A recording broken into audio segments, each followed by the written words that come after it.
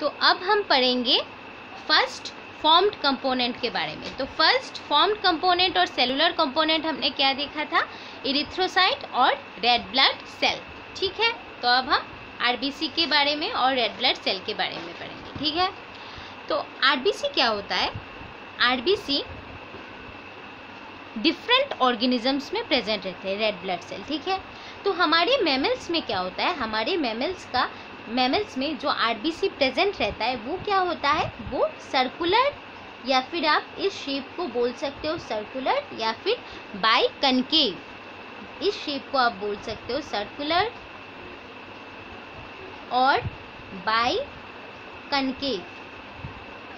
ठीक है, तो हमारे मैमल्स में जो आरबीसीज प्रेजेंट रहते हैं वो सर्कुलर या फिर by concave, same he shape है, सर्कुलर या बाई कनकेव शेप के आरबीसीज हमें मैमल्स में यानी हम में देखने को मिलते हैं। ठीक है, और मैमल्स में या फिर हम में जो आरबीसी प्रेजेंट रहते हैं उसका एक इम्पॉर्टेंट फीचर होता है कि उनमें न्यूक्लियस प्रेजेंट नहीं होते, दे लैक्स न्यूक्लियस। ठीक है, इनमें न्यूक्लियस प्रेजेंट नहीं होते। ठीक है, अगर हम फिश, फ्रॉग और बर्ड्स के आरबीसी को देखें तो उनके आरबीसी का शेप सर्कुलर नहीं होता, बाई कनकेव भी नहीं होता, उनके आरबीसी का शेप होता है बाई कन्वेक्स। ठीक है, बाई कन्वेक्स यानी ऐसे दो सरफेस मिलके आरबीसी का फॉर्म होता है। ऐसे इस स्ट्रक्चर के दो पोर्शन मिलते हैं एक दूसरे के साथ मिलके, ऐसे बाई कन्वेक्स स्ट्रक्चर का फॉर्म करते हैं। और कनकेव क्या होता है, ऐसा एक सरफेस आके ऐसे एक सरफेस से मिलता है, ऐसा दो राउंड शेप सरफेस जब एक दूसरे से मिल जाते हैं तब उसको बाई कनकेव शेप बोलते हैं। ठीक है, और कन्वेक्स क्या हो गया, इस टाइप का हो गया। ठीक है, इस टाइप का एक सरफेस आकर इस टाइप के एक सरफेस के साथ जब जॉइन हो जाता है तब हम उसको बाई कन्वेक्स बोलते हैं। ठीक है, तो क्या हो गया, फिश, फ्रॉग और बर्ड्स का जो वो है आरबीसी जो होता है वो बाई कन्वेक्स शेप का होता है और उनमें न्यूक्लियस प्रेजेंट रहते हैं। ठीक है, तो ये इंपॉर्टेंट फीचर्स होते हैं। मैमल का जो होता है आरबीसी वो सर्कुलर और बाई कनकेव शेप का होता है और उसमें न्यूक्लियस एब्सेंट रहता है। और फ्रॉग, बर्ड्स और फिश का जो आरबीसी होता है वो क्या होता है, बाई कन्वेक्स शेप का होता है और उसमें न्यूक्लियस प्रेजेंट रहते हैं। ठीक है, तो ये दोनों बात याद रखना। अभी हमने क्या पढ़ा कि आरबीसी को हम रेड ब्लड सेल कहते हैं। ठीक है, तो आरबीसी रेड क्यों होता है, तो सपोज करो ये रहा हमारे मैमल्स का आरबीसी। ठीक है, आरबीसी के सरफेस में क्या प्रेजेंट रहता है, आरबीसी के सरफेस में हीमोग्लोबिन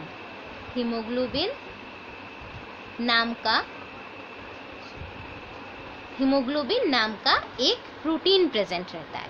इस प्रोटीन का कलर रेड होता है। ठीक है, तो सिंस मेरे आरबीसी के सरफेस में एक रेड कलर का हीमोग्लोबिन प्रोटीन प्रेजेंट रहता है, इसके लिए हम आरबीसी को क्या बोलते हैं, रेड ब्लड सेल बोलते हैं। क्यों बोलते हैं, क्योंकि उसमें एक रेड कलर के हीमोग्लोबिन, उसके आरबीसी के सरफेस में एक रेड कलर का हीमोग्लोबिन प्रोटीन प्रेजेंट रहता है जिससे मेरे पूरे आरबीसी को लाल रंग मिल जाता है। ठीक है, इसलिए हम आरबीसी को रेड ब्लड सेल बोलते हैं। ठीक है, अभी देखो अगर हम मेल और फीमेल में कंपैरिजन करें तो हमें देखने को मिलेगा कि मेल में टोटल 4.5 मिलियन आरबीसी प्रेजेंट रहते हैं 1 mm³ ऑफ ब्लड में।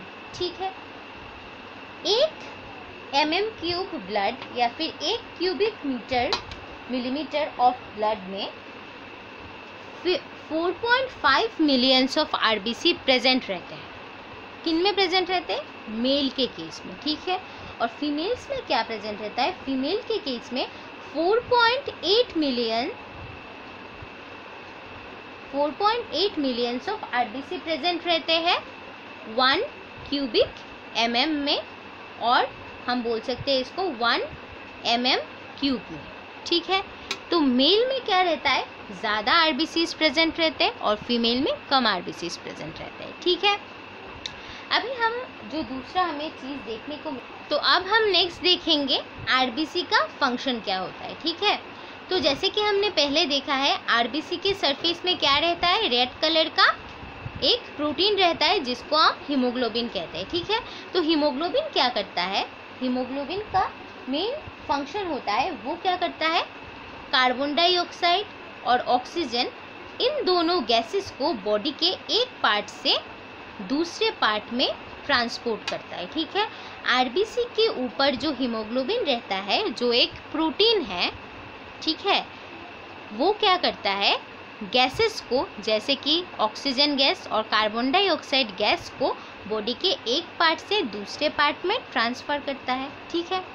तो इस नाते से हमारा आरबीसी का फंक्शन भी क्या हो गया, सिंस हीमोग्लोबिन आरबीसी के ऊपर ही तो प्रेजेंट रहता है ना, तो आरबीसी का भी फंक्शन क्या हो गया, आरबीसी भी हमारे बॉडी के एक पार्ट से दूसरे पार्ट में इन गैसेस जैसे कि कार्बन डाइऑक्साइड और ऑक्सीजन गैसेस को ट्रांसपोर्ट करने के लिए रिस्पॉन्सिबल होता है, ठीक है।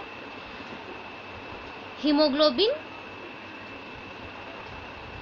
को हम रेस्पिरेटरी पिगमेंट भी बोलते हैं, ठीक है।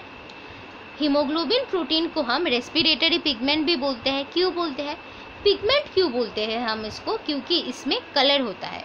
सिंस हीमोग्लोबिन रेड कलर का होता है, इसलिए हम हीमोग्लोबिन को पिगमेंट बोलते हैं। और इसको रेस्पिरेटरी पिगमेंट क्यों बोलते हैं, ठीक है, क्योंकि ये कार्बन डाइऑक्साइड और ऑक्सीजन के ट्रांसपोर्ट में हेल्प कर रहा है, इसलिए हम इसको रेस्पिरेटरी पिगमेंट बोलते हैं, ठीक है। क्योंकि हमने क्लास 10 में पढ़ा था, रेस्पिरेशन हम किसको कहते हैं, जिस प्रोसेस में हम ऑक्सीजन को इनटेक करते हैं और कार्बन डाइऑक्साइड को हमारे बॉडी से बाहर निकालते हैं, ठीक है। तो सिंस हमारा हीमोग्लोबिन किसको ट्रांसपोर्ट कर रहा है, या तो ऑक्सीजन को करेगा या फिर कार्बन डाइऑक्साइड को करेगा, तो इसलिए हम हीमोग्लोबिन को क्या बोलते हैं, रेस्पिरेटरी पिगमेंट्स बोलते हैं, ठीक है। Since it is red in colour and it will help in the process of transport of this respiratory gases. ये ऑक्सीजन और कार्बन डाइऑक्साइड जैसे रेस्पिरेटरी गैसेस को एक पार्ट ऑफ बॉडी से दूसरे पार्ट ऑफ बॉडी में ट्रांसफ़र करने के लिए हेल्प करता है, ठीक है। तो ये रहा हमारा आरबीसी के बारे में। सो नेक्स्ट क्लास में हम पढ़ेंगे कि डब्ल्यूबीसी के बारे में पढ़ेंगे, प्लेटलेट्स के बारे में पढ़ेंगे और अदर्स टॉपिक को कवर करेंगे, ठीक है। तो आज के लिए इतना ही।